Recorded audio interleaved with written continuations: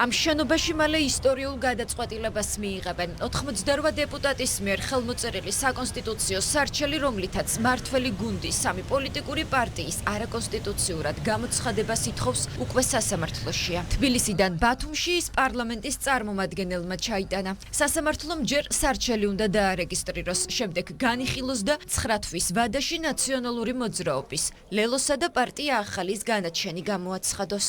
როდესაც ნებისმიერ დემოკრატიაში არის პოლიტიკური პარტიები, რომლებიც არიან რადიკალიზმის, კონსტიტუციური წყობილების დამხობის, დემოკრატიისთვის ძირის გამოთხის ფლაგმანები, ნებისმიერი დემოკრატიის ვალდებულება არის, რომ როგორც თავდაცვის უნარიანმა დემოკრატიამ ამგვარი რადიკალური პარტიების მიერ დემოკრატიული სივრცით სარგებლობა შეზღუდოს. შესაბამისად, იმ შემთხვევაში, თუ კი ეს სამი პარტია, რომელთან დაკავშირებითაც მიმართეთ საკონსტიტუციო სასამართლოს, აიკრძალება, ამის შედეგი იქნება დერადიკალიზაცია ქართული პოლიტიკის.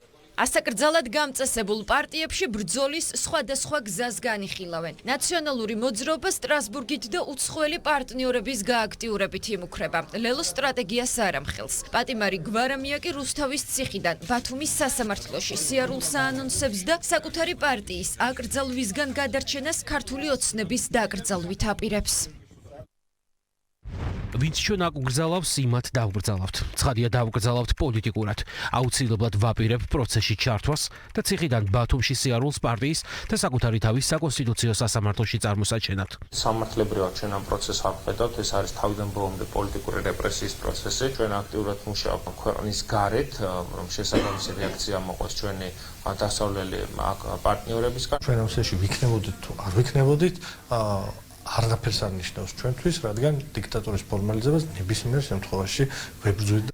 ასაკრძალთა სიის მიღმა დარჩენილი გახარიას გუნდის საკონსტიტუციო სარჩელს არ იწონებს, თუმცა კარგი სათქმელი არც კოლეგა ოპოზიციონერებისთვის აქვს. მიაჩნიათ, რომ ოპოზიციის ამ ნაწილმა ბოიკოტის გამოცხადებით საკუთარი თავი თავად აიკრძალა.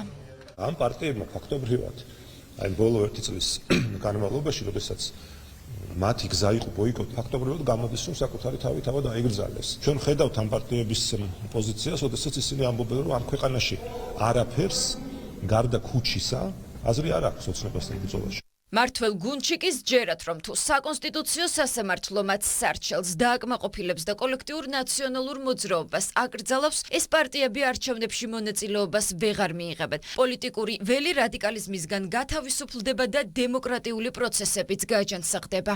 როდესაც ხედავთ, რომ ჩვენს ქვეყანაში მოქმედებენ პოლიტიკური პარტიები, რომლებიც სრულიად წინააღმდეგობაში მოდიან სახელმწიფოს ინტერესებთან, ჩვენი სახელმწიფოს მთავარ კანონთან, რა თქმა უნდა, ამაზე ჩვენ უნდა გქონდეს შესაბამისი რეაგირება. პარტიები, რომლებიც არამხოლოდ ანტიკონსტიტუციურ, არამედ ანტიქართულ საქმიანობას ეწევიან, მუდმივ რეჟიმში აზიანებენ ქართულ სახელმწიფოს, გვაქვს სრული კონსტიტუციური და სამართლებრივი უფლება, რომ ასეთი პარტიების აკრძალა მოვითხოვოთ. არ ყოფილა საქართველოში დემოკრატიული პროცესი, რომლის მონაწილეც ნაცები ყოფილა. ერთადერთი ლოგიკური გზა, სწორედ იმისთვის, რომ ჩვენ დავიცვათ, ჩვენი დემოკრატია არის, რომ ესეთი ანტიკონსტიტუციური და ანტიდემოკრატიული პარტიები არ არსებობენ.